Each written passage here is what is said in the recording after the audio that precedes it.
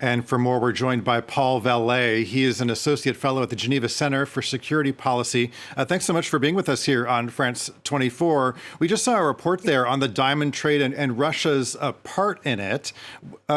Why is this figuring as an issue at this G7, do you think?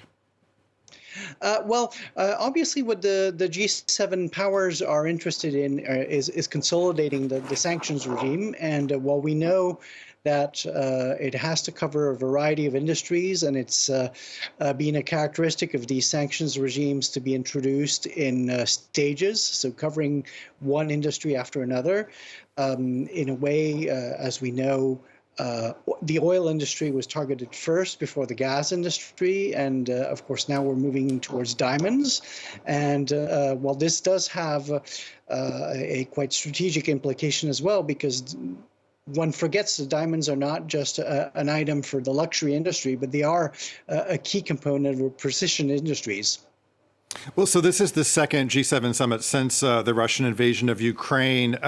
What do you expect the G7 leaders will decide when it comes to supporting Ukraine? We just saw that the U.S. is backing efforts to provide F-16 fighter jets to Kyiv. Do you think that others will be encouraged to do the same?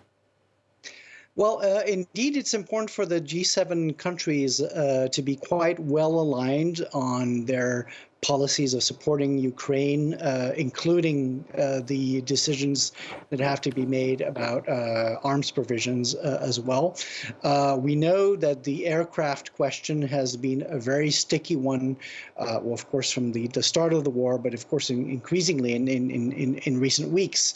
And the fact that these G7 powers could eventually come to an agreement on how are the modalities of supplying aircraft. And the F-16 presents the interest of being a very widely distributed aircraft, so most largely manufactured modern combat aircraft, supplying most of the Western air forces, which means that, of course, any country that has F-16s can provide that with the U.S. agreement to that and to their servicing and to, of course, the training of pilots.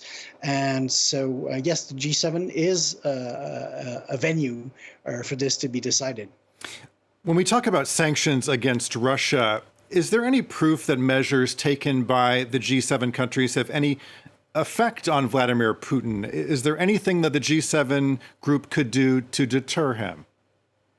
Well, that's the crux of the problem, because, of course, the progressive sanctions do not mean a complete cutting off of ties.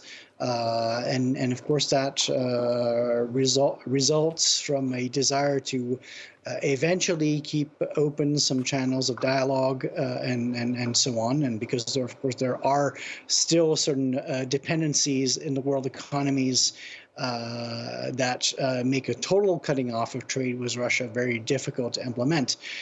So obviously, this is something that the most advanced economies have to negotiate step by step at the G7 and in other venues.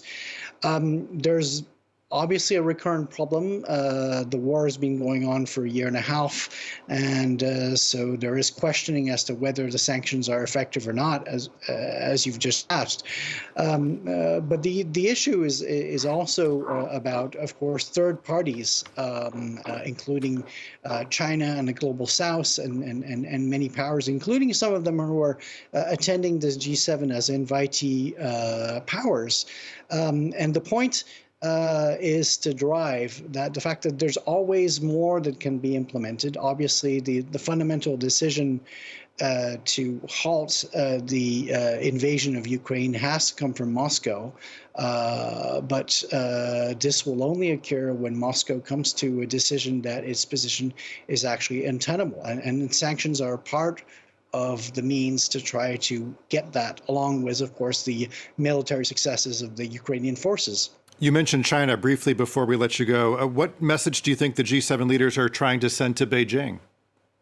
There's a strong message sent to Beijing. Obviously, the choice of Hiroshima as a venue for the summit is not just a recalling of the nuclear strike that ended the Second World War, but it's also a strong message about what is the ultimate result of a war of imperial aggression launched by powers that leads to eventual destructive effects.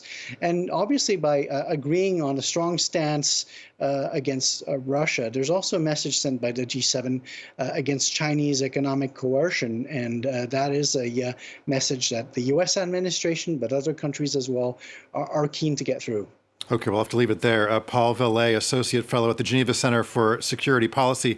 Thanks so much for joining us tonight on France 24. You're most welcome.